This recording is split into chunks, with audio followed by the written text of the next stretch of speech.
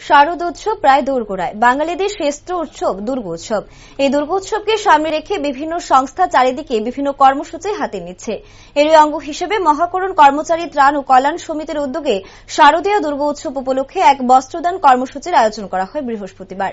মহাকরণে 46 জন সাফাই কর্মীদের দুর্গোৎসব উপলক্ষে বস্ত্র প্রদান করা হয়। সংবাদ মাধ্যমের মুখোমুখি হয়ে কল্যাণ সমিতির সংস্থা কমিটির সেক্রেটারি সন্দীপ বৈদ্য বলেন, মহাকরণে সকাল থেকে সন্ধ্যে পর্যন্ত যে সাফাই কর্মীরা পরিশ্রম করে এবং পাশাপাশি মহাকরণ ক্যান্টিনে কর্মরত সকল কর্মীদের দুর্গোৎসব উপলক্ষে তাদের উপহার দিয়ে সম্মান জানানোর জন্য এই অনুষ্ঠান।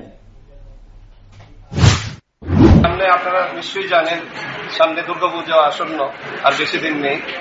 তো আমাদের শারদীয় দুর্গোৎসবকে সামনে রেখে আমরা মহাকরণ কর্মচারী ত্রাণ এবং আমাদের কল্যাণ সমিতি নামে যে একটা সংস্থা এখানে কাজ করছে, আমি সেই সংস্থার সেক্রেটারি হিসেবে এখানকার আমরা সেক্রেটারি এবং আমাদের যত ওয়েলফেয়ার কমিটির সদস্য মিলে আমরা এখানকার যে সাফাই কর্মচারী আছে, মহাকরণে সকাল থেকে সন্ধ্যা অবধি যারা কাজ করে, আর আমাদের একটা সেক্রেটারি ক্যান্টিন আছে, ওখানকার যারা স্টাফ আছে দিনরাত পরিশ্রম করেন, তাদেরকে কিছু উপহার দিয়ে এই পুজো উপলক্ষে আমরা ওদেরকে সম্মানিত করতে চাই। সেই উপলক্ষেই আজকের এই আয়োজন।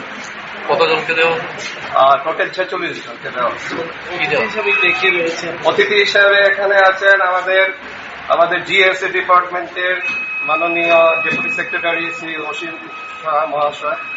এখানে আছেন এসবিআই আমাদের নিউ সেক্রেটারিয়েট ব্রাঞ্চের উনি ব্রাঞ্চ ম্যানেজার সমীর চক্রবর্তী মহাশয়, এবং উনি আছেন চন্দন দাস, উনি আমাদের আন্ডার সেক্রেটারি জিএসএ ডিপার্টমেন্ট।